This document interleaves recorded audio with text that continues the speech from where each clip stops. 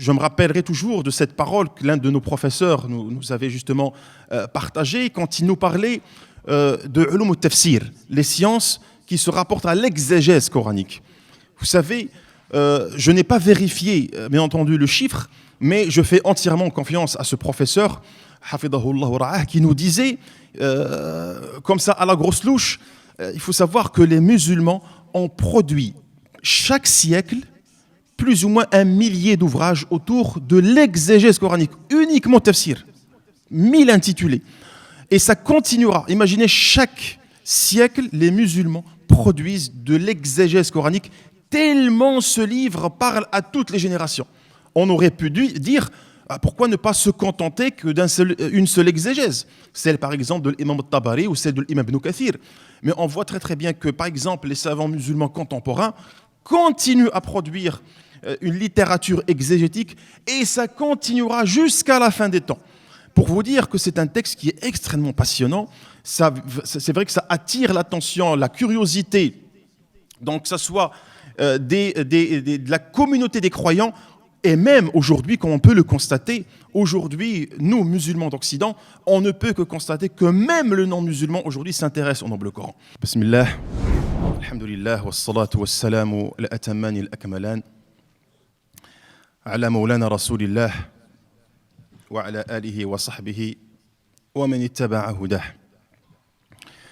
سبحانك لا علم لنا إلا ما علمتنا إنك أنت العليم الحكيم سبحانك لا فهم لنا إلا ما فهمتنا إنك أنت الجواد الكريم رب اشرح لي صدري ويسر لي أمري واحلل عقدة من لساني يفقه قولي صدق الله العظيم أما بعد. Honorable Assemblée, c'est un honneur aujourd'hui d'être parmi vous et de partager avec vous des moments de spiritualité, des moments d'intense spiritualité, Inch'Allah ta'ala, autour du Coran al-Karim. Avant de débuter mon allocution, je remercie vivement et chaleureusement le frère Abdurrahman qui m'a permis d'être parmi vous aujourd'hui. Et bien sûr, je le remercie ainsi que son équipe. Et je remercie aussi, bien entendu, les responsables de la mosquée Al-Hikma, qui m'ont aussi bien sûr permis d'être aujourd'hui parmi vous, et de partager ces moments. Donc c'est un réel bonheur pour moi. Et je vous remercie, vous, bien sûr, de répondre présent à cette conférence mensuelle. Comme l'a bien dit notre cher professeur, Cheikh Mohammed Hafidahullah Ta'ala, j'ai choisi de vous parler aujourd'hui d'un sujet qui est très important, certes, mais qui est au centre, bien entendu, de l'intérêt de tout musulman, à savoir le Coran al-Karim. Et vu que bien sûr le sujet est extrêmement consistant, j'ai choisi de vous parler de le Coran al-Karim, comme l'a dit le professeur Mohammed, et de son style, le style coranique. Comment le Coran se propose-t-il justement à son auditoire? Et il y aura, Inch'Allah Ta'ala, un autre rendez-vous où cette fois-ci on abordera les axes du discours coranique. Quelle est la philosophie portée par le discours coranique? Ça, c'est ce qu'on verra, Inch'Allah Ta'ala, ultérieurement. Quand on parle justement de Al-Qur'an Al-Karim, on le sait tous que tout au long des siècles, tout au long de ces 14 siècles, depuis le jeune âge de l'islam, depuis la première révélation, Bismillahir Rahmanir Rahim, Iqra bismi rabbika alladhi khalaq, pour se préciser, historiquement, nous sommes au 7e siècle. C'est le 7e siècle de l'ère chrétienne. Et voilà que le prophète alayhi salatu wassalam reçoit pour la première fois, après un long moment d'attente, un long moment entre Jésus alayhi salam et le prophète alayhi salatu wassalam, voilà que Sidna Jibril alayhi salam descend avec une révélation, avec une parole.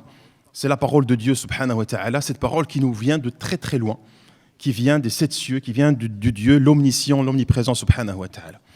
Et donc, tout au long de ces 7 siècles, à partir justement de cette période, la période de la révélation, le moment où le prophète alayhi salatu wassalam commence à recevoir la révélation, ce qu'on peut appeler l'histoire du Coran, Al-Qur'an al-Karim a traversé tous ces siècles jusqu'au jour d'aujourd'hui. 15 siècles. Les savants musulmans et non musulmans se sont penchés tous pour découvrir Al-Qur'an al-Karim, pour découvrir le contenu du noble Coran, pour découvrir sa forme, pour élucider sa structure. Tout le monde était intéressé par Al-Qur'an al-Karim. Tout le monde voulait lire Al-Qur'an al-Karim, tout le monde était intéressé par la lecture du noble Coran. À un moment donné, on était aussi appelé à comprendre le sens et l'essence du noble Coran. Bref, l'histoire du noble Coran a passionné, bien sûr, les spécialistes. C'est une histoire qui est extrêmement passionnante. Comme l'a dit l'un des grands savants contemporains, موضوع القرآن موضوع شائق. C'est un sujet qui est extrêmement passionnant. Parce qu'on parle de la parole de Dieu, subhanahu wa ta'ala, certes, mais bien entendu, c'est une matière qui est extrêmement consistante. Donc vous avez d'un côté les spécialistes de la langue, à savoir les grammairiens, les lexicographes, les philologues, etc. Tout le monde trouve justement du fil à retordre dans ce livre. Vous avez les exégètes, les spécialistes des lectionnaires, les spécialistes de ulum al-Qur'an, les coraniques, trouvent aussi du fil à retordre dans ce livre. Bref, c'est un livre qui a passionné tout le monde. Et c'est vrai, c'est un livre qui est extrêmement passionnant. N'oublions pas que c'est le seul livre aujourd'hui au monde, qui est mémorisé dans son entièreté, où nous avons une panoplie, une myriade de livres d'ouvrages autour de ce livre. Donc si on compte le nombre de livres depuis l'existence de ce livre jusqu'à certainement la fin des temps, nous sommes quasi dans l'infiniment infini. J'ai envie de dire que ça n'arrêtera pas. Et je me rappellerai toujours de cette parole que l'un de nos professeurs nous avait justement partagée quand il nous parlait de ulum al-tafsir, les sciences qui se rapportent à l'exégèse coranique.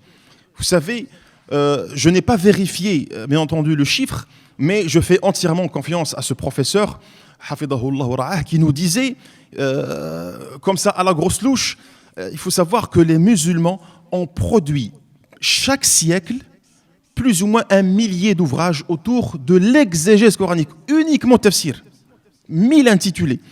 Et ça continuera. Imaginez, chaque siècle, les musulmans produisent de l'exégèse coranique, tellement ce livre parle à toutes les générations. On aurait pu dire, pourquoi ne pas se contenter que d'une seule exégèse, celle par exemple de l'imam al-Tabari ou celle de l'imam Ibn Kathir. Mais on voit très très bien que par exemple les savants musulmans contemporains continuent à produire une littérature exégétique et ça continuera jusqu'à la fin des temps. Pour vous dire que c'est un texte qui est extrêmement passionnant, c'est vrai que ça attire l'attention, la curiosité, donc que ce soit de la communauté des croyants. Et même aujourd'hui, comme on peut le constater, aujourd'hui, nous, musulmans d'Occident, on ne peut que constater que même le non-musulman aujourd'hui s'intéresse au noble Coran. Il faut savoir qu'au niveau universitaire, il y a une matière abondante aujourd'hui qu'on retrouve dans la sphère universitaire. C'est un monde à part entière. Sarahatana, vous rentrez à l'université, vous assistez à quelques cours, vous allez voir que c'est aussi un autre monde où les spécialistes de ce que nous appelons la codicologie, ça veut dire les spécialistes par exemple des manuscrits coraniques, les manuscrits de l'Qur'an al-Karim. Ça s'appelle la codicologie. Pour être plus précis, c'est plutôt l'écriture. Comment ces manuscrits ont été écrits, justement? Eh bien, vous avez aujourd'hui une discipline qui attire l'engouement de beaucoup de non-musulmans qui s'intéressent justement à la compilation et du recensement de ces ouvrages. Et à titre d'exemple, certainement vous êtes au courant, par exemple, juste à titre informatif, on nous a parlé récemment de ces fameux manuscrits de Birmingham qu'on a retrouvés il y a 3 ans, 4 ans, qui remontent justement au XVIIIe siècle de l'Hégire, précisément la période du califat, de l'apostolat de Omar ibn Khattab, et nous avons aussi d'autres manuscrits que nous pouvons appeler à titre informatif les manuscrits de Sana'a, des manuscrits qu'on a retrouvés en dessous du faux plafond d'une mosquée à Sana'a, au Yémen, dans les années 70, quand il y a eu un déluge qui a touché cette région et on va justement découvrir, après la chute de ce faux plafond, une septantaine de manuscrits qui remontent justement à l'âge début justement de l'islam, précisément l'apostolat de Umar al-Khattab, de Uthman ibn Affan, etc. Et donc c'est extrêmement passionnant vraiment de prendre le temps d'analyser tout cela, de lire tout cela. Et c'est pour vous dire que, subhanallah, ce livre, il a toujours, et il le restera jusqu'à la fin des temps, à attirer la curiosité justement des chercheurs. Et on voit que les réflexions de tous ces chercheurs, de tous les musulmans, les non-musulmans autour du Coran al-Karim, qui sont souvent, si vous voulez, sont souvent le fruit d'une démarche scientifique, d'une démarche réfléchie qui, des fois, subhanallah, aboutit, alhamdoulilah, à des conséquences extrêmement louables. On a eu, alhamdoulilah, des gens qui étaient fascinés par la beauté de ce livre, étaient fascinés par le style de ce livre. C'est ce que je vais partager avec vous aujourd'hui, avec toute humilité, incha'Allah ta'ala. Malheureusement, je voulais aujourd'hui projeter quelque chose, mais c'était un petit peu de ma faute vu que j'avais demandé ça vraiment tardivement. Mais en tout cas, je voulais juste mettre en exergue, si vous voulez, par le biais de cette projection, l'importance que les savants musulmans, depuis le jeune âge de l'islam, ont donné justement al Qur'an al-Karim. Et juste, c'était à titre informatif, je voulais partager avec vous quelques sciences qui sont aujourd'hui au service du noble Coran. Par exemple, je voulais partager ce que les savants musulmans appellent shajaratu ulum al-Qur'an. C'est un arbre qui vous montre la densité justement de ces sciences coraniques que les savants musulmans, par exemple le grand savant polygraphe As-Suyuti rahimahullah ta'ala, a recensé 80 sciences qui sont au service du Coran al-Karim. Ce sont des sciences multiples, comme par exemple à l'instar des sciences de l'exégèse coranique qui sont au service du noble Coran, comme par exemple les sciences des lectionnaires, des qira'at, les lectures coraniques qui sont au service du noble Coran. Par exemple, les sciences relatives au style coranique, à l'exégèse coranique, au style du noble Coran. Tout cela, ce sont des sciences qui sont au service du noble Coran pour vous montrer les savants musulmans comment ont pris soin de ce livre. Alhamdulillah, cette tendance, elle continue. Et nous le voyons même aujourd'hui, alhamdulillah. La preuve, c'est aujourd'hui. Vous êtes en train aujourd'hui d'assister à une conférence autour du Coran al-Karim pour dire que, alhamdulillah, les musulmans, et ça restera jusqu'à la fin des temps, s'intéressent toujours au noble Coran. Nous avons, alhamdulillah, aujourd'hui des jeunes mémorisateurs du Coran al-Karim. Nous avons des moins jeunes mémorisateurs du Coran al-Karim, alhamdulillah, partout dans le monde. Plus que cela, encore plus subtil, vous avez des mémorisateurs du noble Coran qui maîtrisent les qira'at du noble Coran. Et donc c'est encore plus minutieux d'apprendre les qira'at. Vous avez encore plus que cela. Il mémorise le Coran et ses qira'at, il est un spécialiste dans ce que nous appelons par exemple les sciences de Rasm al-Uthmani, la calligraphie ottomanienne. Aujourd'hui, vous prenez un exemple, allez-y à l'une des madaris, madrasa, qu'on retrouve par exemple dans nos pays, à l'instar du Maroc, la Tunisie, l'Algérie et d'autres pays. Vous allez voir, vous allez aller à n'importe quelle madrasa. Je vous défie, chers frères et sœurs, rajoutez un alif. Un alif. Par exemple, Alhamdulillahi Rabbil Alamin, Ar-Rahman Ar-Rahim, et mettez Maliki Yawmiddin avec un alif, avec un allongement. Mettez-le, Maliki Yawmiddin. Wallahi al-Azim, le plus jeune mémorisateur vous fera la remarque. Et j'ai assisté à cela moi-même. Parce que, pour votre information, Maliki Yawmiddin, dans le noble Coran que je vous invite à vérifier, c'est écrit avec un mime et un lam et un kaf. Maliki Yawmiddin, pour que ce squelette consonantique supporte deux lectures authentiques, à savoir Maliki Yawmiddin et Maliki Yawmiddin. Et donc, vous avez aujourd'hui des jeunes mémorisateurs qui yahfadoun al-Qur'an al-Karim an dhahri qalb. Ils maîtrisent parfaitement les sciences des lectionnaires. En plus de ça, ils sont des érudits. dans tout ce qui est science de la calligraphie du rasm du noble Coran. Alhamdulillah, nous avons ça aussi ici en Belgique. Moi, personnellement, j'ai assisté à des assises où il y avait, machallah, des jeunes mémorisateurs qui connaissent parfaitement le Coran par cœur. Puis, ils sont passés aux sciences des lectionnaires. Puis, ils sont passés au Rasm al-Uthmani, ici, parmi nous, en Belgique, chers frères, chères sœurs. C'est quelque chose d'extrêmement beau quand on assiste à tout cela. Et n'oublions pas que cela n'est que le fruit, justement, de cet engouement dont les musulmans font preuve. Walillahi alhamdu wal minna. Al-Qur'an al-Karim. Juste quelques notions, chers frères, si vous le permettez. Al-Qur'an al-Karim nous provient, le terme Qur'an en langue arabe, Qur'an, il nous provient d'une racine. Juste pour votre information, les vocables coraniques ou les vocables de la langue arabe, d'une manière générale, s'attachent tous à une racine. Souvent, les racines de la langue arabe sont des racines trilitères. Ça veut dire se composent de 3 lettres. Hein?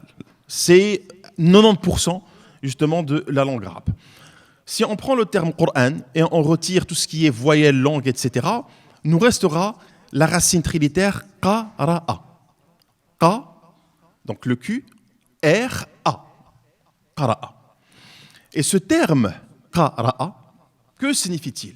Que signifie-t-il d'un point de vue étymologique? Qu'est-ce que la langue arabe, justement, nous donne comme information sur cette racine, qara'a, qui constitue le mot Qur'an? Premièrement, il est évident que cette racine est utilisée dans le Qur'an al-Karim. On la retrouve dans le Qur'an al-Karim plusieurs fois. Ça, c'est la première des choses. Ce terme figure, le terme, pas Qur'an, mais avec toutes ces exceptions, hein, il figure dans le Qur'an al-Karim plus ou moins une 60aine de fois. On le retrouve une 60aine de fois dans le corpus coranique, depuis Surat al-Fatiha jusqu'à Surat al-Nas. Donc c'est un vocable qui est omniprésent dans le Qur'an al-Karim. Eh bien, ce terme Qur'an, écoutez bien, chers frères et sœurs, il contient la notion, en fait, il contient plusieurs notions. Le terme Qur'an, la racine qara'a. Ce sont plusieurs notions qu'on retrouve dans ce petit vocable. C'est pour cela, il faut toujours, ayyuha al-ikhwa al-mubarakoun, avoir en vue que les mots de la langue arabe et bien entendu les mots de Qur'an al-Karim n'ont pas, et c'est une règle générale, n'ont pas qu'un seul et unique sens. Ce que nous appelons dans un langage plus contemporain, c'est la polysémie du terme. C'est un terme qui fait appel à plusieurs acceptions. D'accord ? Le Qur'an al-Karim, il emploie des termes qui font justement appel à plusieurs acceptions. Et d'où justement la divergence, rappelez-vous, je vous ai dit, des exégètes. Pourquoi nous avons autant d'exégèses aujourd'hui? Parce que les mots du noble Coran acceptent tout ça. Et chacun est son point, son angle de vue. C'est ce qui nous donne cette richesse. Le Qur'an al-Karim, il nous donne cette richesse parce que ces mots sont polysémiques. L'exemple que je vous propose aujourd'hui, c'est l'exemple Qur'an. La racine qara'a, écoutez très très bien, comme le propose Imam Shafi'i, l'un des grands savants de l'islam, l'un des fondateurs des écoles juridiques, il nous dit par exemple, le terme qara'a, à lui seul, peut supporter jusqu'à 6 acceptions. 6. Mais en fait, ce ne sont pas des acceptions contradictoires, mais plutôt complémentaires. Ça complémente le sens. Ce n'est pas nullement contradictoire, mais en fait, ça nous donne une idée globale sur la richesse des mots, surtout la richesse de la langue arabe, et qu'un seul mot peut englober une panoplie, justement, une panoplie de sens. Par exemple, Imam Shafi'i, il nous dit que le mot qara'a, il contient la notion de lecture, qira'a, fait de lire, hein, qara'a. Il contient aussi la notion de la proclamation. Il contient aussi la notion du prêche. Il contient aussi la notion de l'annonce. Hein, ce terme qara'a, il englobe toutes ces notions. Mais vous allez voir que ce sont des notions qui se rapprochent, sont nullement contradictoires. Comme le dit Shafi'i rahimahullah, dans des acceptions un petit peu plus lointaines, le vocable qara'a ou le terme Qur'an peut aussi faire allusion à une acceptation de rassemblement. De rassemblement. Le terme qara' peut aussi faire allusion à cela, au fait de rassembler, au fait de relier. Je vais vous donner un exemple. Surat al-Qiyamah. Vous la connaissez, ayyuhal ikhwan mubarakoun. Allah Ta'ala dit Inna alayna jam'ahu zid wa qur'anahu fa idha qara'nahu zid fattabi' qur'anahu. Fattabi' qur'anahu. Écoutez bien ce verset, il est très très intéressant. Inna alayna jam'ahu wa qur'anahu fa idha qara'nahu fattabi' qur'anahu. Pour faire court et pour ne pas prendre beaucoup de temps, فإذا قرأناه فاتبع قرآنه, Allah Ta'ala dit à son prophète, ittabi' qur'anahu, ça veut dire suis sa lecture. Qu'est-ce que cela veut dire? Suis sa lecture. Qu'est-ce que cela veut dire? En fait, ici, le terme tabi' qur'anahu ne signifie pas suis sa lecture, mais relis-le. Tu dois le relire. Ça veut dire quoi le relire? Du verbe relier. Ça veut dire quoi relier? Alors, le Coran al-Karim, vous le savez très très bien, ayyuhal ikhwan mubarakoun, c'est une entité. C'est une seule entité. C'est un bloc de versets donnés au prophète, alayhi salatu wassalam. D'accord? Excusez-moi. C'est un bloc de versets donnés au prophète, alayhi salatu wassalam. Donc nous sommes à plus de 6000 versets donnés au prophète, alayhi salatu wassalam. Et quand Allah dit à son prophète, ittabi' qur'anah, c'est une injonction. Mais par extension, cette injonction, elle est aussi faite à nous, la communauté des lecteurs. C'est à nous aussi d'emboîter le pas au prophète, alayhi salatu wassalam. Que veut dire ittabi' qur'anahu? Ça veut dire quand tu lis le Coran al-Karim, quand tu lis Al-Qur'an, tu dois relier ces passages. Ça veut dire, si tu veux avoir une idée claire et figée sur un sujet coranique, un sujet, peu importe, choisissez le sujet que vous voulez. Pour avoir une lecture correcte de ce que le Coran al-Karim dit par rapport à ce sujet, eh ben, tu dois lire l'entièreté du livre. Tu dois relier les passages. Si tu veux voir ce que Allah Ta'ala dit, par exemple, sur un récit prophétique, par exemple le récit de Jésus et de Marie, il faut nullement se contenter d'un passage dans le Coran al-Karim. Sinon, ta lecture risque d'être boiteuse, biaisée, dans d'autres cas. Et dans ce cas-ci, elle risque d'être incomplète. Donc, fattabi' qur'anahu, ça veut dire, quand tu lis le Coran, lis l'entièreté du Coran. Et c'est malheureusement l'erreur que beaucoup de gens commettent quand ils lisent le Coran. À commencer par des lectures orientalistes, des lectures occidentales du Coran al-Karim, quand on essaie justement de le fragmenter. On lit juste un passage. Et de ce passage, on dit, voilà le Coran, qu'est-ce qu'il dit? C'est complètement faux. D'ailleurs, Allah subhanahu wa ta'ala a blâmé ce genre d'individus qui atomisent le Coran. Ils prennent du Coran juste ce qu'ils veulent, ce qui les intéresse. Encore plus grave, ils font dire au Coran ce qu'il ne dit pas en réalité, parce qu'on l'atomise, on le fragmente. Allah Azza wa Jal dans le Coran al-Karim a blâmé ce genre d'individus. Ce sont des gens qui fragmentent le livre. Et c'est malheureusement à cause de cette fragmentation qu'on a des fois des lectures biaisées, erronées, ainsi de suite. Regardez par exemple dans Surat Al-Hijr. Al-Hijr, Allah Azza wa Jal nous dit dans le Coran al-Karim وَلَقَدْ آتَيْنَاكَ سَبْعًا مِنَ الْمَثَانِ وَالْقُرْآنَ الْعَظِيمِ لا تمدن عينيك إلى ما متعنا به أزواجا منهم ولا تحزن عليهم واخفض جناحك للمؤمنين وقل إني أنا النذير المبين كما أنزلنا على المقتسمين الذين جعلوا القرآن زيد عضين الذين جعلوا القرآن عضين.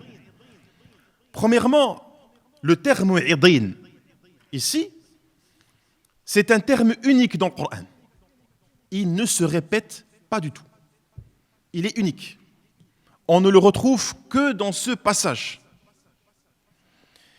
Et à titre informatif, chers frères et sœurs, quand on a justement un mot unique dans le Coran al-Karim, c'est l'une des méthodologies proposées par le Coran al-Karim pour attirer l'attention du lecteur.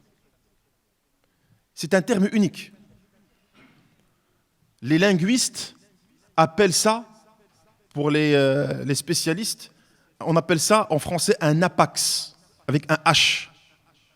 Un apax, c'est le mot qui ne se répète pas dans le corpus. On le trouve une seule fois. Eh bien, en fait, il y en a plein dans le Coran al-Karim. Et les savants musulmans se sont penchés sur la question. Comment ça se fait que le Coran emploie une seule et unique fois ce terme? Vraiment, c'est que c'est un mot qui est surchargé de sens. Ici, en l'occurrence, Allah subhanahu wa ta'ala pointe du doigt, il blâme une catégorie de personnes, alladhina ja'alul Qur'ana 'idin, ceux qui fragmentent le livre. Le terme 'idin ici, c'est fragmenter le livre. C'est l'atomiser. C'est d'en prendre que ce qui nous intéresse. Et faire dire et faire parler, plutôt faire dire au Coran al-Karim ce qu'il ne dit pas des fois. Et cette démarche, elle est pointée du doigt. Malheureusement, elle revient, cette démarche, de temps en temps, que ce soit de la part du musulman ou de non-musulman, par rapport justement à Al-Qur'an al-Karim. Et revenons au terme Qur'an. Al-Qur'an, parmi ses acceptions, c'est de le relier. J'espère que l'idée, elle est claire. C'est qu'il faut lire l'entièreté du livre et faisons attention à cette lecture atomisante du noble Coran. Ça, c'est le terme Qur'an, qara'a. Et bien entendu, d'un point de vue conventionnel, Al-Qur'an, c'est la parole de Dieu, subhanahu wa ta'ala. Ce sont ces 114 chapitres, 114 sourates qui forment un bloc, justement, donné au prophète, alayhi salatu wassalam. Comme vous le savez très très bien, ils sont donnés en forme de versets, forme de signes. Parce qu'encore une fois, le terme ayah, l'ayat, d'un point de vue étymologique, le terme ayah, ça fait allusion aux signes. Al-ayah, al-ayat, c'est les signes.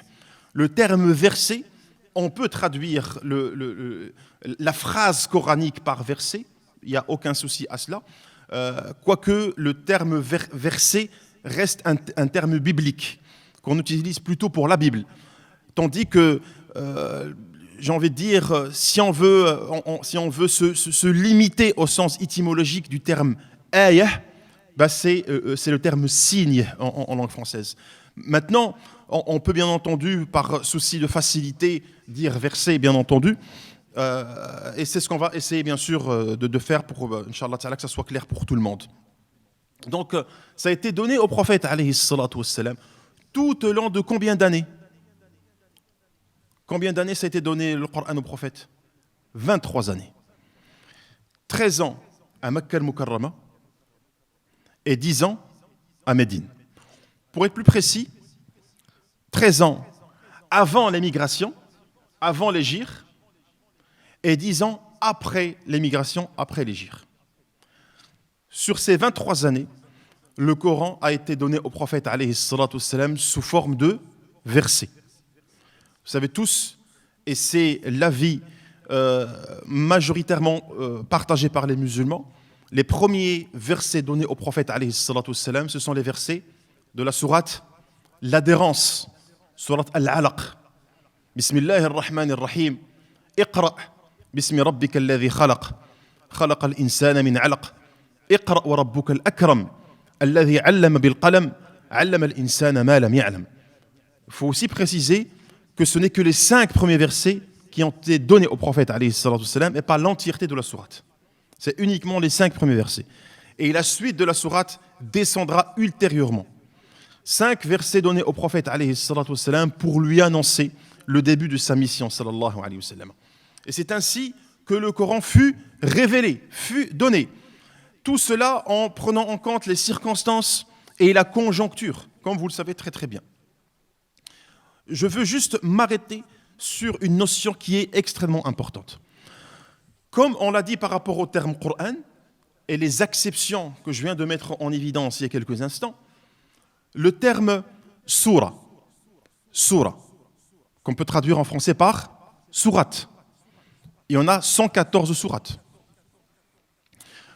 Vous pouvez voir à la fin du mushaf, de chaque mushaf, qu'il y a des sourates mécoises et des sourates médinoises. Les sourates mécoises, ce sont les sourates, ce qu'on va voir dans quelques instants, données au prophète alayhi salatu wassalam avant l'émigration. Ce ne sont pas des sourates données à la Mecque. D'accord ? Ce sont des sourates données avant l'émigration, avant la hijra, avant que le prophète se soit déplacé vers Médine. Et les sourates médinoises, ce sont les sourates données au prophète alayhi salatu wassalam et révélées après la hijra. D'accord ? Par exemple, nous avons sourate al-Fath. Sourate al-Fath, c'est une sourate médinoise. Elle a été donnée au prophète alayhi salatu wassalam alors que physiquement, il était à Mecca. Physiquement, il était à la Mecque. Mais est-ce qu'on dit sourate al-Fath est une sourate mécoise ? Non, c'est une sourate médinoise. Même si le prophète était physiquement à Mecca, mais sa descente d'un point de vue chronologique a été donnée après l'émigration. Donc elle est une sourate médinoise. On parlera de cela brièvement dans quelques instants, Inch'Allah ta'ala. Revenons à la notion de sourah. Comme on a parlé du terme Coran, je pense qu'il est judicieux de parler du terme sourah. Sourah, encore une fois, vous allez voir que l'arabe d'une manière générale et l'arabe coranique ne cesse justement de nous dévoiler ses subtilités. Et le terme sourah, ce n'est que le terme féminin du terme sour. Sour avec un sin. C'est pas avec un sad, avec un sin, sourah. Et le terme sour avec un sin, c'est quoi ? Je donne toujours cet exemple à mes étudiants pour leur rapprocher l'exemple, pour le retenir, Inch'Allah ta'ala, une fois pour toutes. Je dis en langue arabe, ذهبت إلى الصين. الصين, c'est la Chine, le pays que vous connaissez. فزرت سور الصين العظيم. سور الصين العظيم. Qu'est-ce qui se trouve justement comme étant l'une des merveilles, des 7 merveilles du monde en Chine ? Le sour, c'est quoi le sour ? C'est la muraille, hein, la muraille. As-sour en langue arabe, c'est la muraille, c'est le mur. D'accord ? As-sour, ha'it. Et généralement, as-sour, comment est-il construit ? Une brique sur l'autre, n'est-ce pas ? Eh bien, le terme soura, ça nous rappelle cette construction. As-soura, c'est un bloc de versets. Et les versets, ce sont justement ces briques qui viennent justement former cette muraille, la muraille de l'Qur'an al-Karim. Je ne sais pas si vous comprenez, chers frères et sœurs. Et donc, Al-Qur'an al-Karim, c'est tel un mur solidement conçu, solidement construit. Si on retire une brique de cette muraille, qu'est-ce qui risque de se passer ? Ça risque soit de s'écrouler, pire des cas, on verra qu'il y a justement un défaut quelque part. Il y a soit un trou ou autre. Eh bien, c'est là tout à fait la même chose par rapport au Coran.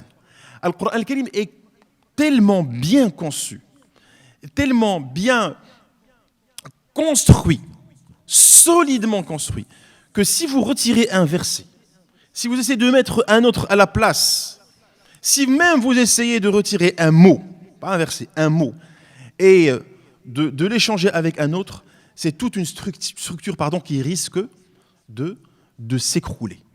هذه السورة. السورة, c'est ça. Et les versets, c'est ce qui justement font que cette sourate est solidement conçue. Mais ladun hakimin khabir, subhanahu wa ta'ala.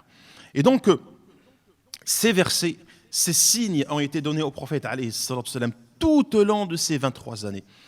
En fonction, bien sûr, comme je viens de dire il y a quelques instants, en fonction des événements et de la conjoncture. C'est pour cette raison que nous avons justement ce qu'on a appelé il y a quelques instants le Coran mécois et le Coran médinois.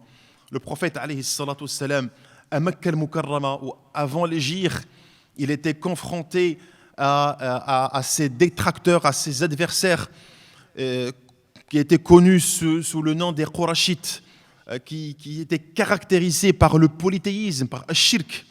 Et donc, si vous voulez, le discours coranique, les sourates coraniques, les sourates mécoises, vont justement adopter un arsenal de mots, un arsenal justement,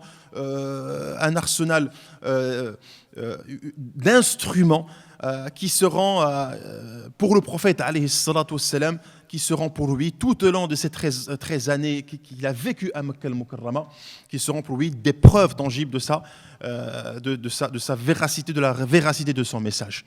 C'est pour cette raison que vous allez voir dans le Coran mécois, par exemple, le Coran al-Makki, il se caractérise de pas mal de choses. J'attire votre attention sur quelques éléments.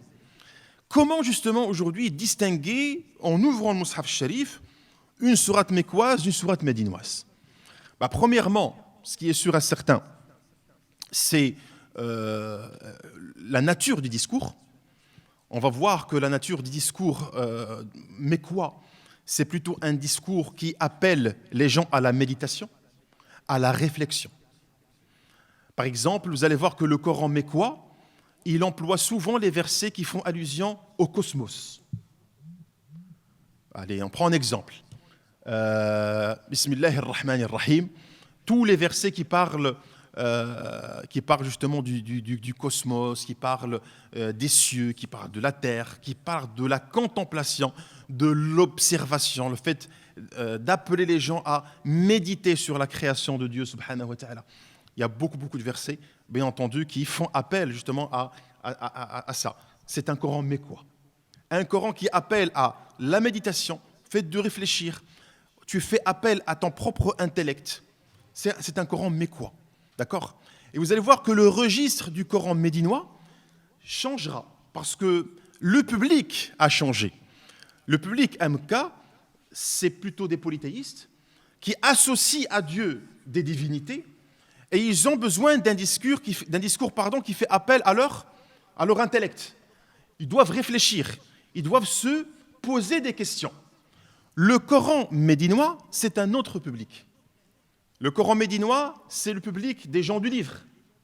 On trouvera à Médine des juifs, des chrétiens, les gens du livre, comme on appelle Al-Qur'an al-Karim. Donc ce sont des croyants.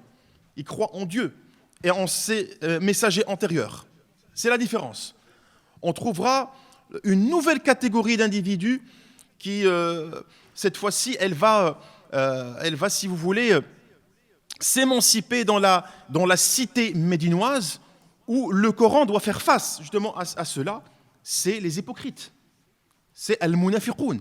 Et on va avoir dans le Coran al-Karim des sourates qui ne parlent que de ce genre d'individus, de cette composante de la société, ainsi de suite. Donc on va voir que le Coran médinois, c'est plutôt un Coran qui va dresser le schéma normatif. Donc on va justement demander aux gens de commencer à prier, de commencer à jeûner, de commencer à faire la zakat, de commencer ila akhirih. Donc 3 points de suspension. Donc on voit que le registre des deux blocs de sourates est un registre qui est différent. Prenons quelques exemples aussi de cette différence ou ce qui caractérise les deux blocs de sourates. Par exemple, on voit que le Coran mécois, il emploie des mots qu'on ne trouvera que dans le bloc des sourates mécoises. Ce sont des mots qu'on ne revoit plus du tout dans le schéma médinois. Je vous donne un exemple. Un exemple où je vous invite aujourd'hui à rentrer à la maison et d'ouvrir le Mus'haf et de voir que, oui, effectivement, c'est un mot qu'on ne retrouve que dans les sourates mécoises et pas du tout dans les médinoises. Par exemple, le mot « kalla ». Kalla. Les mufassirines, les exégètes ont pris un petit peu le temps, se sont posé la question. Comment se fait-il que ce mot « kalla », qui est bien sûr employé 33 fois dans le Coran al-Karim, uniquement dans le Coran mécois, Vous les trouverez, par exemple, pour être précis, dans le premier bloc du Coran, de Surat al-Fatiha jusqu'à de Surat Maryam, excusez-moi, de Surat Maryam jusqu'à la fin du Mus'haf Sharif. La première partie, ça veut dire de Surat al-Fatiha jusqu'au début de Surat Maryam, vous ne trouverez pas du tout le terme Kalla. Kalla, c'est un mot qui est destiné uniquement à l'auditoire mécois. Parce que le mot Kalla a une connotation chez les Arabes du 7e siècle qui est extrêmement forte. Le mot Kalla est un mot, quand vous le placez dans un mot, et il intervient pour secouer la personne. Il intervient pour justement attirer l'attention de la personne.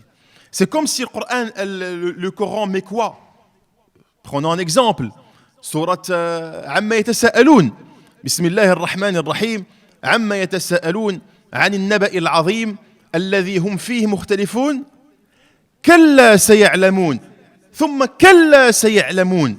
En fait, le kalla ici, qui intervient pour dire oh que non, détrompez-vous. Sa connotation, son emploi ici est un emploi pour attirer l'attention et pour fermer d'une manière sèche et courte, justement, toutes les allégations des polythéistes mécois. Donc ce mot kalla a été choisi minutieusement par Dieu subhanahu wa ta'ala dans le bloc des sourates mécoises. Et ainsi de suite. Il y a encore une fois, bien sûr, bien entendu, plus que cela. Donc, pour récapituler, le Coran, comme il y a quelques instants partagé, a été donné au prophète alayhi salatu wassalam, tout au long de ces 23 années. Et il comporte ce bloc de sourates, le bloc de sourates mécoises, avec ses caractéristiques que je viens de citer, et les caractéristiques du Coran médinois. Pour Inch'Allah Ta'ala, bien sûr, vu que le temps passe très très vite, le Coran, bien entendu, a été donné au prophète alayhi as-salatu wassalam, et le Coran mécois, vous allez voir qu'il insiste sur le fait que Al-Qur'an Al-Karim est un livre qui vient de Dieu, subhanahu wa ta'ala. Parce que quand vous voyez l'échange qui a eu lieu entre le prophète alayhi salatu wassalam et ses détracteurs, les détracteurs mécois, à Mecca al-Mukarrama, ce qui s'est passé entre le prophète d'un côté et les détracteurs, à savoir les polythéistes mécois, et si on peut résumer cela en quelques mots, les 3 points de divergence qui ont eu lieu entre le prophète et ses détracteurs, on peut les résumer en trois petits points, si vous voulez. Le premier point, c'est que les polythéistes avaient refusé que cette parole émane de Dieu. Deuxième point, les polythéistes avaient refusé que le prophète alayhi salatu wassalam soit un prophète, un messager. Et le troisième point, c'est que les polythéistes avaient refusé d'une manière catégorique la question de la résurrection, le retour vers Dieu, subhanahu wa ta'ala. Donc c'était, si vous voulez, ces 3 points qui ont suscité cette animosité, et les polythéistes ont fait barrage justement à la prédication du prophète, alayhi salatu wassalam. Et donc, les polythéistes avaient du mal à concevoir que ce livre vient de Dieu. Et donc à chaque fois, on disait que ça venait de Muhammad alayhi salatu wassalam. C'est pour cela qu'on le traitait de sha'ir. On le traitait de kahin, devin, sha'ir, poète, magicien, sahir. On le traitait de tous les noms, sallallahu alayhi wa sallam. Tout cela pour le tourner en risée, et tous les coups étaient permis. Mais Al-Qur'an Al-Karim, et surtout le Coran mécois, insistait sur quelque chose, à savoir l'émanation du livre. Ce livre émane de Dieu. Allah Ta'ala, par exemple, dit Bal huwa Qur'anun Majid fi lawhin mahfoud. Bal huwa Qur'anun Majid. Ici, Allah Subhanahu wa Ta'ala met en avant l'une des qualités magnifiques de ce livre. Bal huwa Qur'anun Majid. Le fait de préciser que ce livre est un livre glorieux, Qur'anun Majid, fi lawhin mahfoud. C'est un livre qui est plutôt glorieux, c'est un texte glorieux. Fi lawhin mahfoud, au sein d'une table dûment préservée. Et donc le fait de préciser que Al-Qur'an Al-Karim est un livre glorieux, Qur'anun Majid, En fait, le fait de dire que le Coran est un livre glorieux, ça veut dire le statut de la révélation, c'est qu'il est glorieux. Tout cela évince d'une manière directe et indirecte toutes les allégations des polythéistes, toutes les allégations des détracteurs du prophète alayhi salatu wassalam, quant à son caractère. Quant à son caractère, comme les polythéistes le traitaient de pure légende. Bal huwa Qur'anun Majid fi lawhin mahfoud. C'est dans Surat al-Buruj.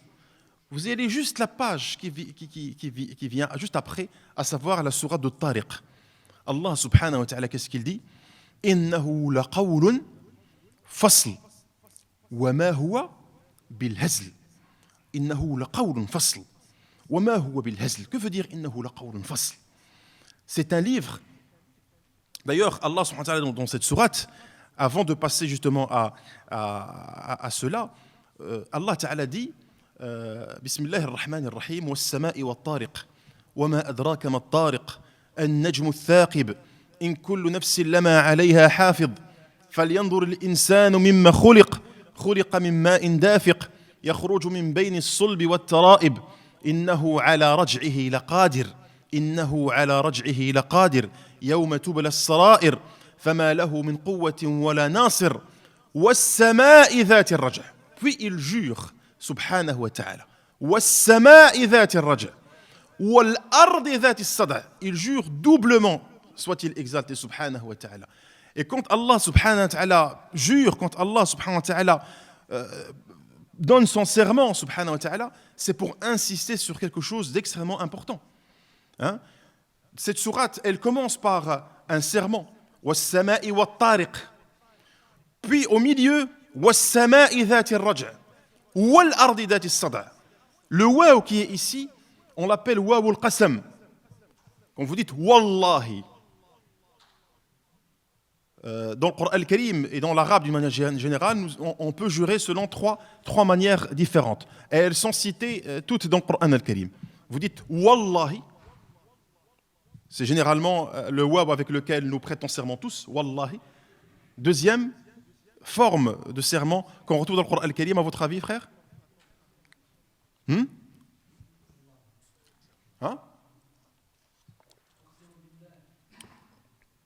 Uqsimu billah, retire uqsimu, tu peux dire juste billah. Donc vous pouvez dire wallahi, billahi, zid, hein? Tallahi. Tallahi la akidanna asnamakum, par exemple dans le Coran al-Karim. Billahi, tallahi, wallahi. Hein? Allah Azza wa Jalla, ici dans cette sourate, il emploie le waw. Was-sama'i dhati ar-raj'i wal-ardi dhati as-sad'i innahu laqawlun faslun wa ma huwa bil hazl. Par le ciel, Allah jure, par le ciel, was-sama'i dhati ar-raj' qui fait revenir. والسماء ذات الرجع والأرض ذات الصدع, et par la terre qui se fond. ذات الصدع. Allah Azza wa Jalla jure par cette terre qui se fond. إنه لقول فصل وما هو بالهزل. On verra ça dans quelques instants. Allah subhanahu wa ta'ala ici a choisi de jurer par, premièrement, le ciel. De nouveau, il jure par le ciel, parce que dans cette sourate, il a aussi juré par le ciel. Was-sama'i wat-tariq. Puis il jure, subhanahu wa ta'ala, par la terre. Dans ce deuxième serment, was-sama'i dhati ar-raj', Allah subhanahu wa ta'ala jure par le ciel et par l'une de ses caractéristiques les plus si vous voulez, les plus concrètes. Was-sama'i dhati ar-raj'. Ce ciel, quand il fait revenir, faisons allusion justement à cette pluie qui vient et qui part et qui revient. Cette pluie que nous attendons tous à un moment de sécheresse, un moment où la pluie, elle se veut très avare. Et donc on attend tous cette pluie salutaire, et c'est pour cela Allah Azza wa Jalla dit was-sama'i dhati ar-raj'. Quand elle revient, quand elle part, elle revient. Donc c'est une qualité qui est concrète du ciel. Wal-ardi dhati as-sad', et par la terre qui se fond. Mais ce qui est intéressant, chers frères et sœurs, c'est que juste après, Allah parle du Coran.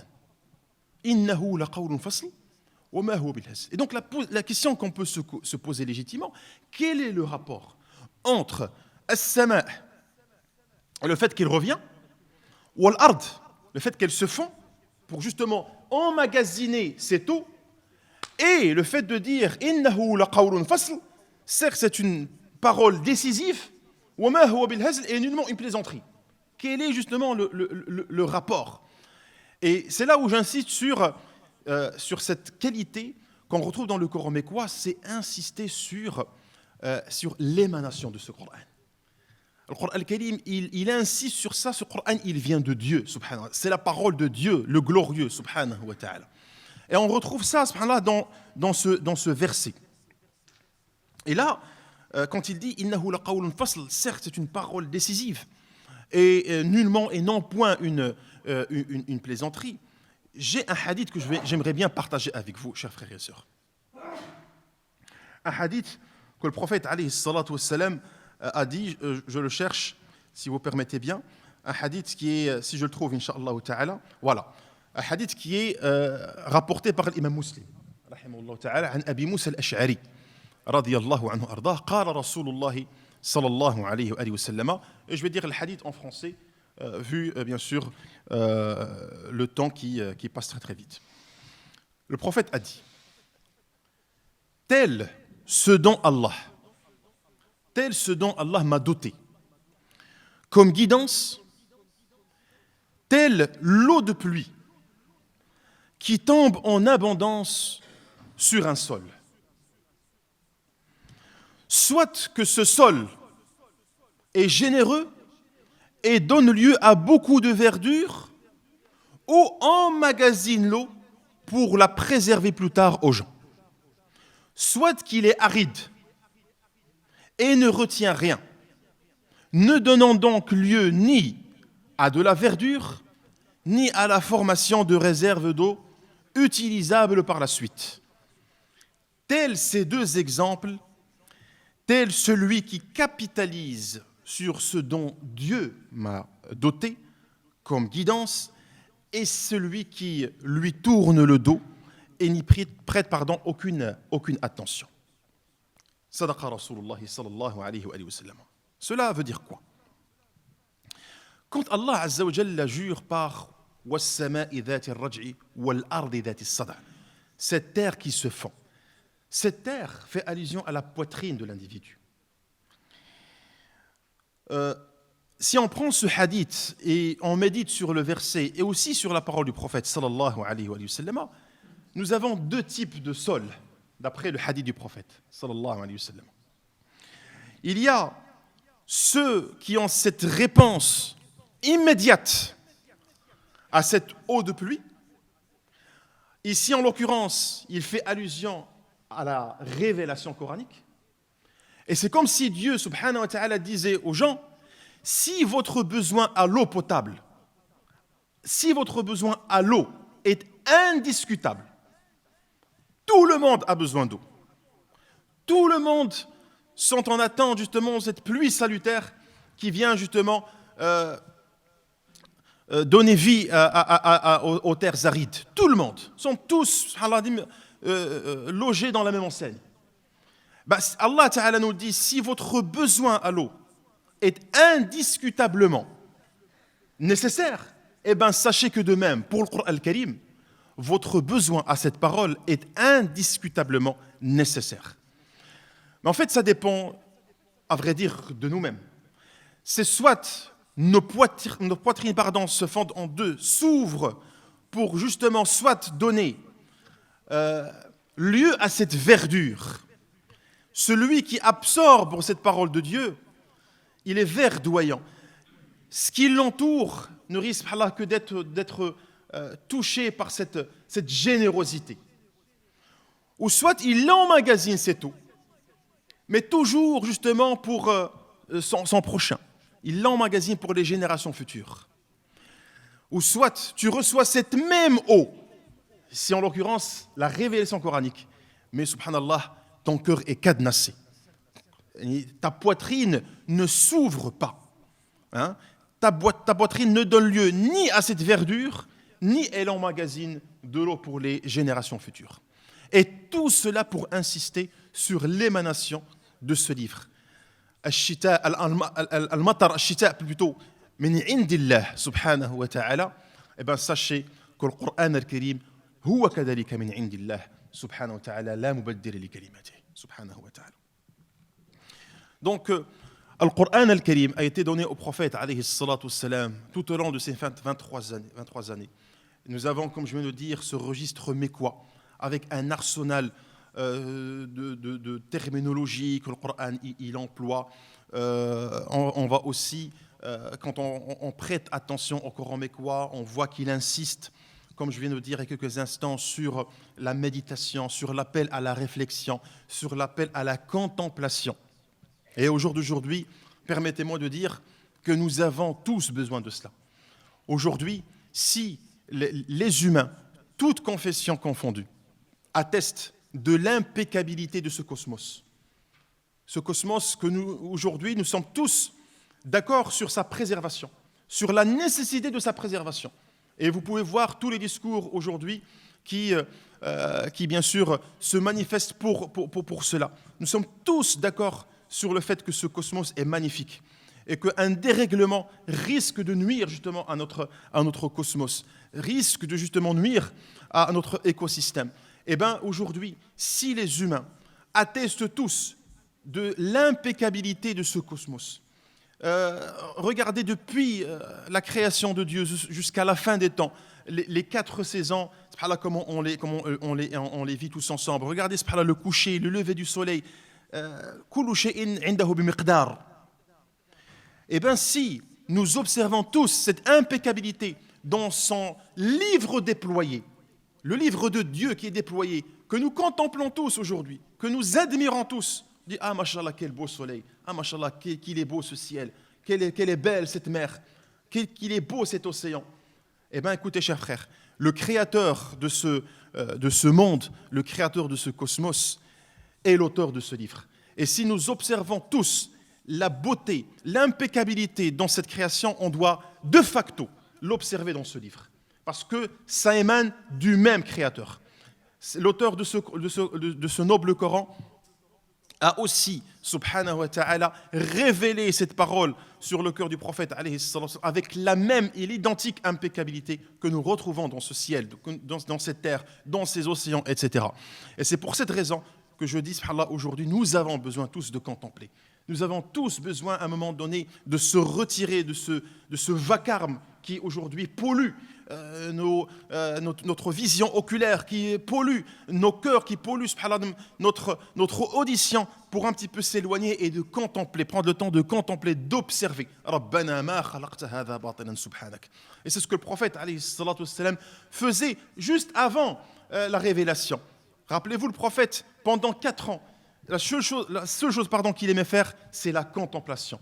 C'est de sortir et de s'isoler dans la grotte de Hira afin de contempler, de s'éloigner de ce vacarme et prendre le temps de réaliser la grandeur de cette création. Et c'est pour cela, j'aime cette parole que l'un des exégètes contemporains disait, c'est que les signes de ce livre déployé sont un appel permanent aux signes du livre de Dieu, subhanahu wa ta'ala. Et aussi, ta lecture du noble Coran, c'est un appel permanent à la contemplation de ces signes du cosmos. Donc nous sommes dans un cercle vertueux. À chaque fois que tu lis le Coran, il t'appelle à contempler. Tu contemples, il t'appelle à revenir vers le livre. À chaque fois, subhanallah, nous sommes dans ce cercle vertueux. C'est comme ça que le prophète, alayhi salatu wassalam, avait vécu le Coran al-Karim. C'est comme ça qu'il a vécu tout au long de son existence, alayhi salatu wassalam, parce que c'est lui, sallallahu alayhi wa sallam, qui a incarné cette parole par excellence. Et donc, quand on dit que le Coran al-Karim, surtout le Coran mécois, insiste sur la contemplation, ce n'est pas anodin.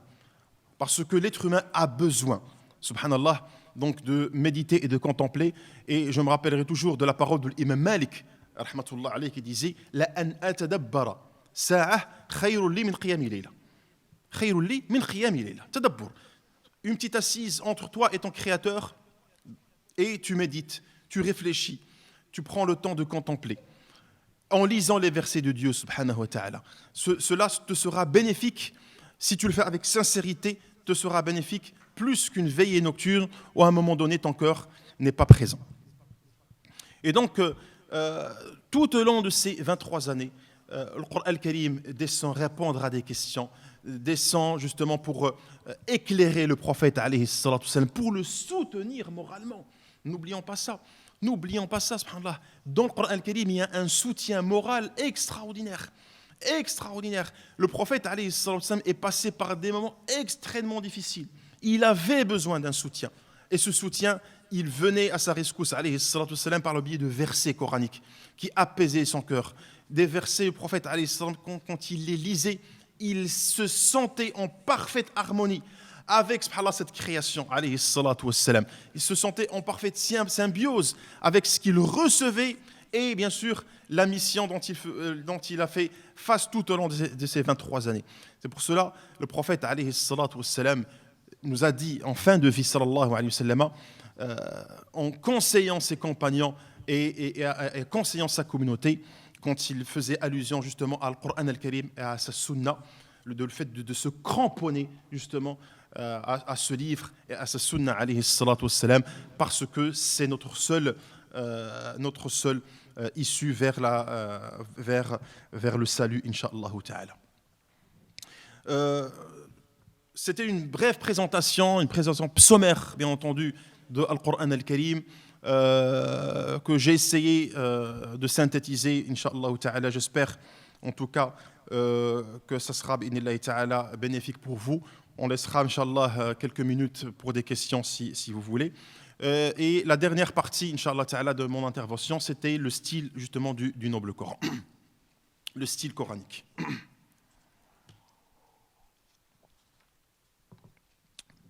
Bien sûr, avant de parler du style du Coran, permettez-moi, comme je l'ai fait tantôt, on doit se positionner,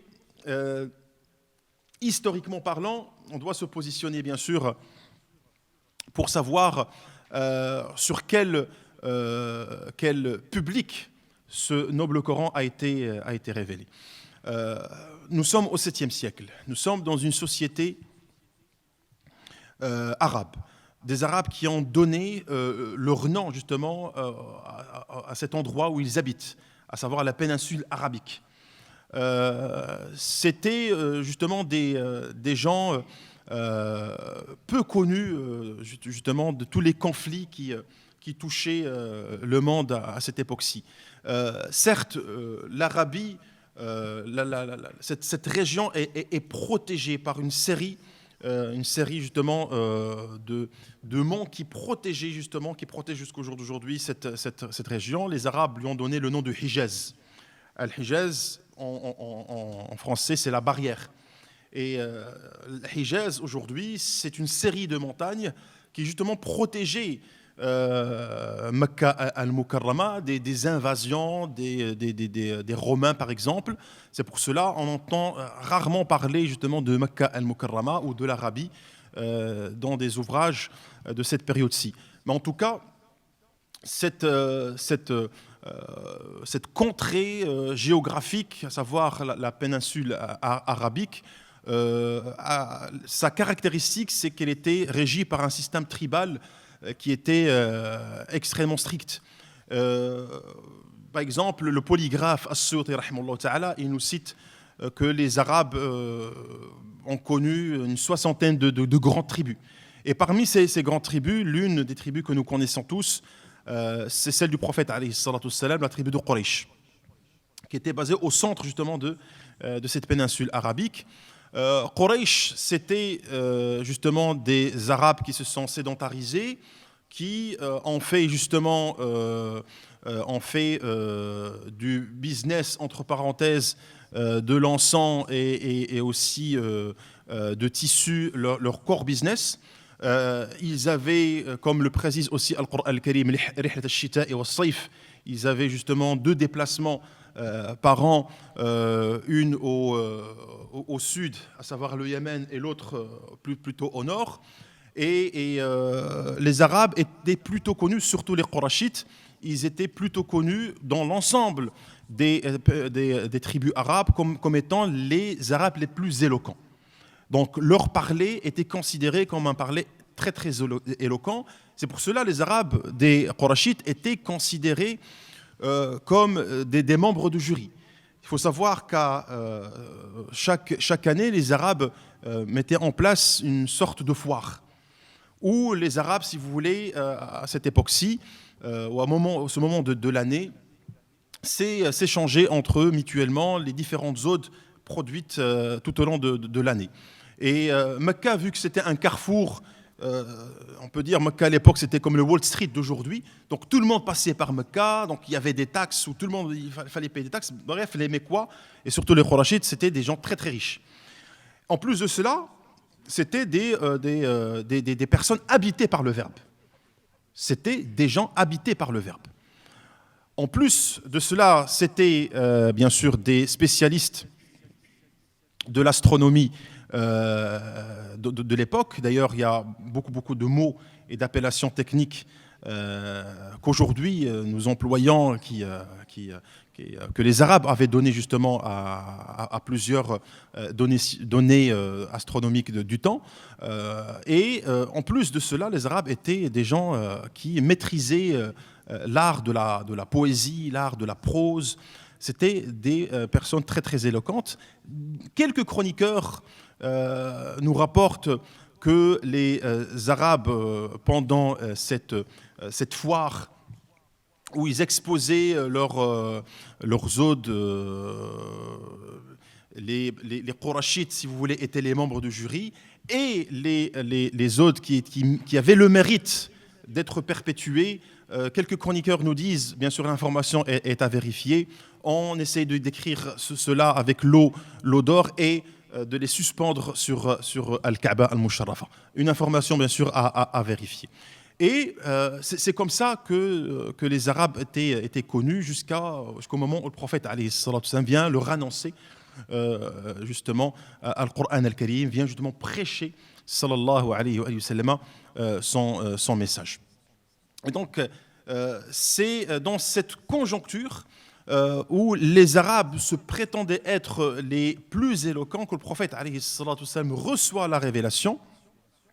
Et voilà une révélation qui vient justement les défier dans ce qu'ils avaient de plus cher, à savoir la langue, al-lugha. Et donc, quand on parle du style du Coran, il faut bien sûr se mettre en tête que Al-Qur'an al-Karim, il vient avec un style et un style unique.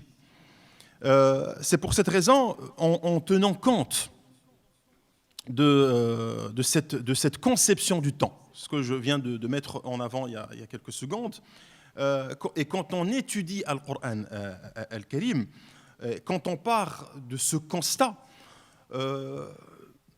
les savants musulmans, à partir du IIe siècle de l'Hégire, ont commencé à rechercher dans ce livre saint, cette parole divine, ont commencé à rechercher ce qu'on peut appeler l'empreinte de Dieu, subhanahu wa ta'ala, l'empreinte divine.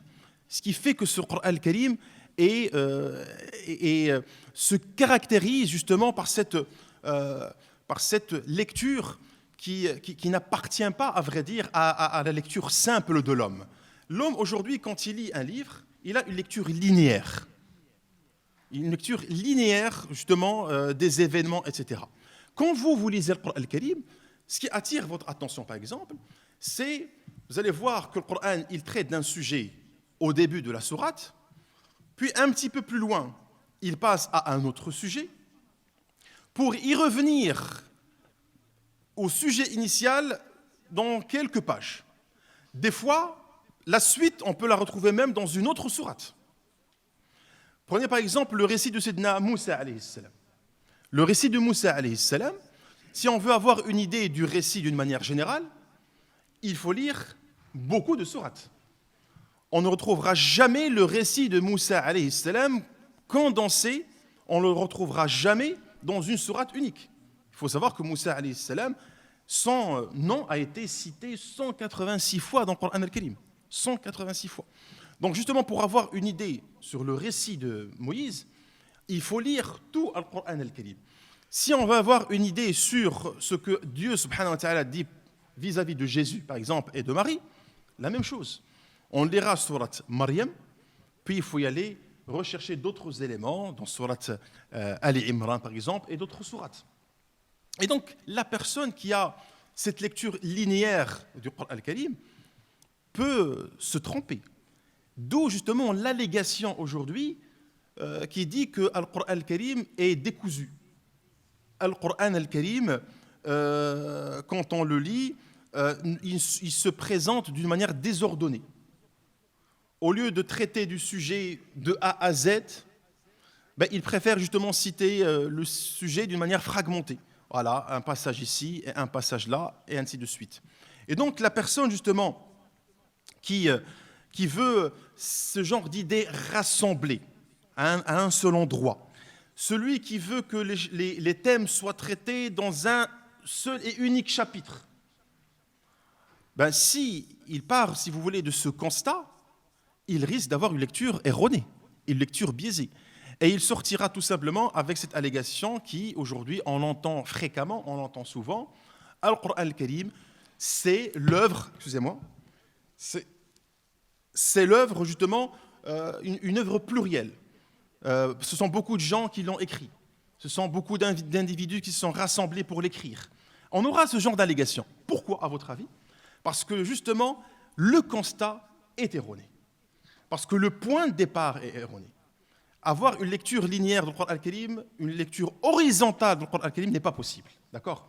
Et c'est ce que je veux partager avec vous aujourd'hui. C'est cette caractéristique qu'on trouve dans le Coran al-Karim.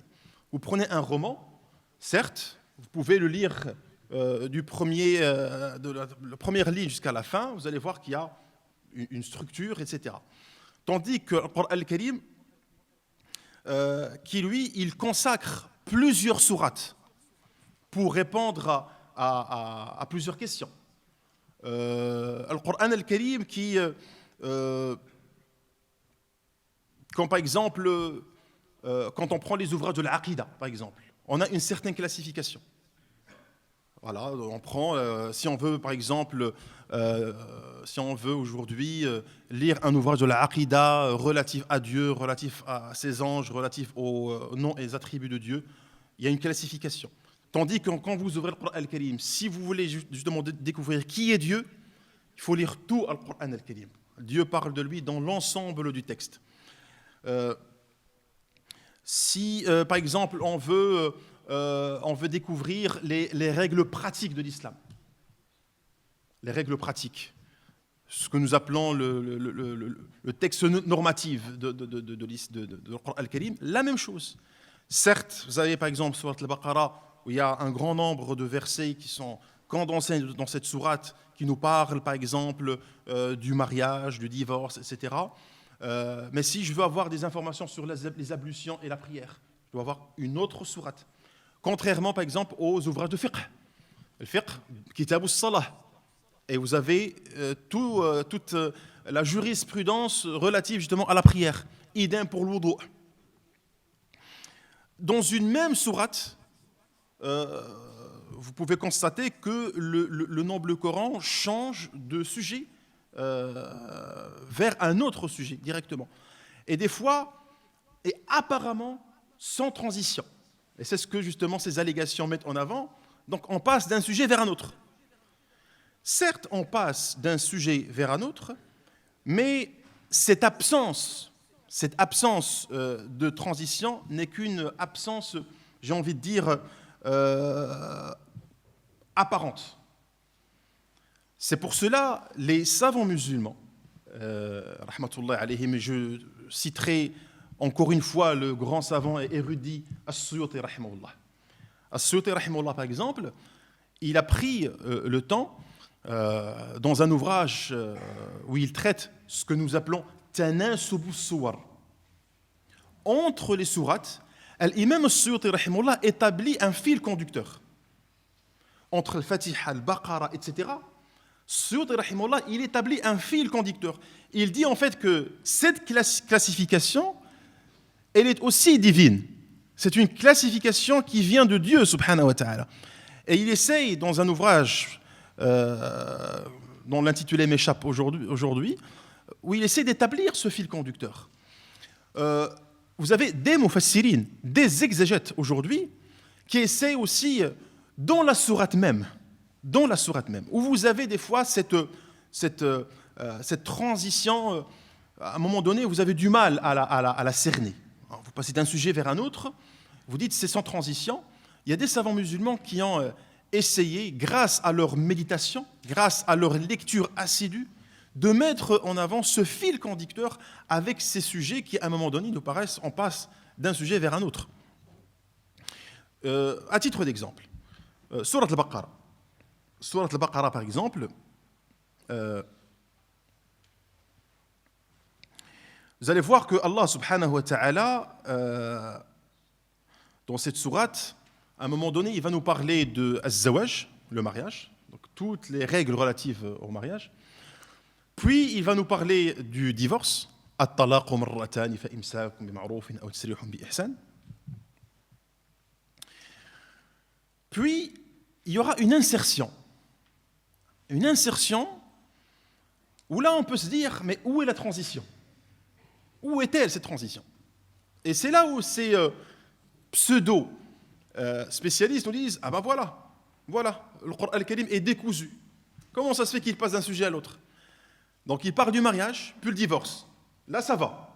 Ce sont deux sujets qui se complémentent. Puis, il nous dit, حافظوا على الصلوات والصلاة الوسطى وقوموا لله قانتين. Alors, il parle de la prière. Et puis vous allez voir un petit peu plus loin, il va reparler du divorce. D'accord? Là, c'est juste un exemple. Là, on a cette impression qu'on passe d'un sujet vers un autre. Et on essaye justement de mettre en avant cette transition logique. Cette transition. Et bien, juste avant de répondre à cela, je vous ai dit, par exemple, Imam Suyuti rahimahullah, qui s'est évertué dans ses ouvrages à élucider ce fil conducteur des sourates. Et effectivement, subhanallah al-azim, mes chers frères et sœurs, quand vous lisez le Coran al-Karim, vous avez cette impression que les sourates sont mis comme ça, pêle-mêle. Mais non. Premièrement, le choix des sourates est un choix divin. Je parle du classement des sourates. Qui a choisi de classer Al-Baqarah après le Fatiha? Qui a choisi de placer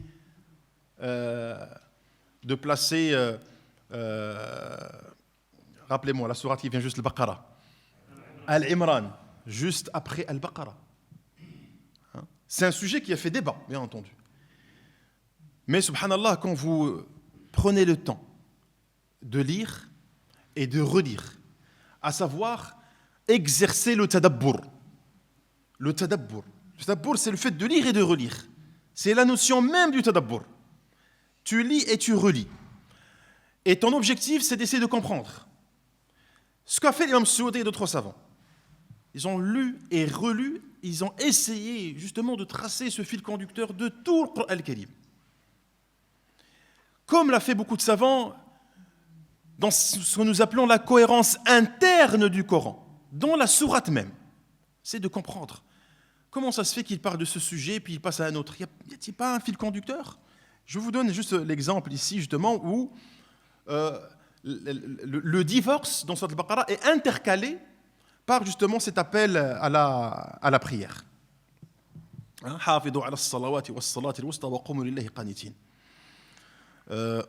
Ici, on pense à une scène, la scène du fait qu'il faut justement préserver sa prière, on pense à une scène quotidienne. Le fait de prier, on le fait quotidiennement. Quel est le rapport? Quel est justement ce rapport? Il y a quelques mufassirines qui, si vous voulez, ont pris le temps d'analyser de manière minutieuse ces passages. Ils se sont dit, c'est comme si Dieu, subhanahu wa ta'ala, Dieu le Très-Haut, subhanahu wa ta'ala, dit aux musulmans, dit aux lecteurs du noble Coran que nous sommes, tout en lui parlant des questions de la famille, en lui parlant de la question du mariage, en lui parlant de la question du divorce. C'est comme si Allah lui disait, eh bien, toutes ces affaires ne doivent pas te détourner de ta prière. Toutes les affaires de cette vie d'ici-bas ne doivent pas te détourner de ce qui est d'essentiel chez toi, c'est la prière, as-salah. Les affaires de ce bas monde, ici en l'occurrence, az-zawaj et at-talaq, ne doivent pas te détourner, cher lecteur, de ta prière. Il ne faut pas penser, ayyuha al-qari', celui qui lit le Coran al-Karim, que ces problèmes peuvent te détourner de ta prière. Sois toujours concentré et que ta boussole soit ta prière. Car c'est cet esprit imprégné par la prière, l'esprit qui est imprégné, qui absorbe la prière, qui est imprégné par la présence de Dieu subhanahu wa ta'ala. Ce Dieu subhanahu wa ta'ala qui te permet la réussite comme l'échec dans la vie d'ici-bas. Il te permet subhanahu wa ta'ala la réussite dans ton mariage comme l'échec, c'est lui qui te permet tout subhanahu wa ta'ala. C'est lui qui peut t'éviter, grâce à cette prière, de commettre une injustice, de commettre une faute lors de ton talaq, lors de ton divorce. Et donc cette insertion n'est pas anodine. On a l'impression que ces versets n'ont aucun rapport avec ce qui a été dit. Mais à vrai dire, c'est plutôt le contraire. J'ai envie de dire même que la prière et la famille, az-zawaj et talaq, c'est la famille et la prière, wallahu ta'ala a'lam. Vous êtes tout à fait d'accord avec moi, on ne peut dire que rien n'a à voir avec l'autre. Ce qui régit aujourd'hui notre vie, c'est la prière. Ce qui régit aujourd'hui nos comportements, c'est la prière. Et aujourd'hui, balancer à tort et à travers que Al-Qur'an Al-Karim est un livre décousu, un livre qui parle de tout et de son contraire, pour ces gens, malheureusement, qui prétendent ce genre de choses, c'est une lecture, encore une fois, qui manque d'objectivité. Parce que Al-Qur'an Al-Karim, dans son analyse interne, a besoin d'objectivité. Et c'est ce que les savants musulmans, justement, ont proposé tout au long, bien sûr, de ces 15 siècles, qui continuent, bien sûr, à proposer. Et on verra, Inch'Allah Ta'ala, dans la suite, en parlant de ces axes, les axes du discours coranique, on mettra, Inch'Allah Ta'ala, en avant encore quelques éléments du style du noble Coran. Ce que je veux que vous reteniez aujourd'hui, en parlant du style coranique, c'est que c'est un style à part. Et si, aujourd'hui, on veut étudier le style coranique, il faut oublier complètement, si vous voulez, ce paradigme et cette grille de lecture qui appartient à l'homme, qui ne prend en considération que l'horizontalité des faits.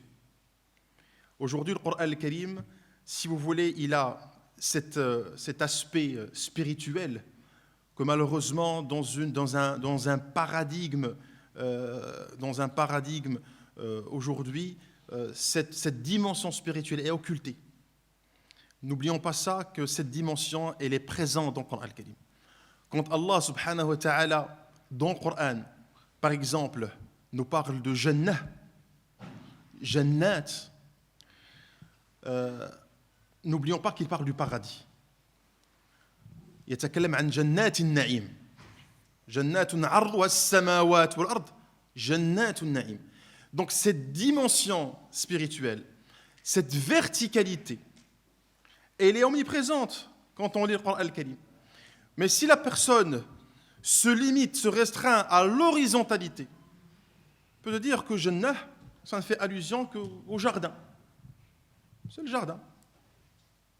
C'est d'ailleurs ce qu'on retrouve dans quelques traductions du Coran, par exemple. Beaucoup de personnes traduisent le terme Jannah par jardin, en essayant d'occulter la dimension, bien sûr, la dimension spirituelle du terme.